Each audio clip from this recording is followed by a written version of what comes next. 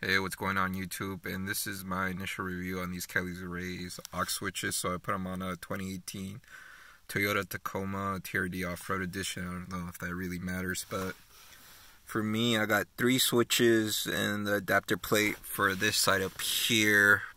Pretty easy to install. Just get a screwdriver, pull this out, and just like take away 2 screws to take off the old connection, put the screws back on with the new plate.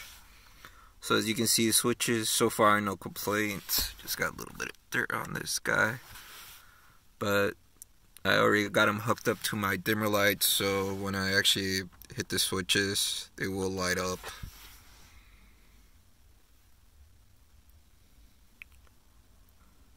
So I did this all at once, that way I didn't have to go back and just go one by one once I start adding them.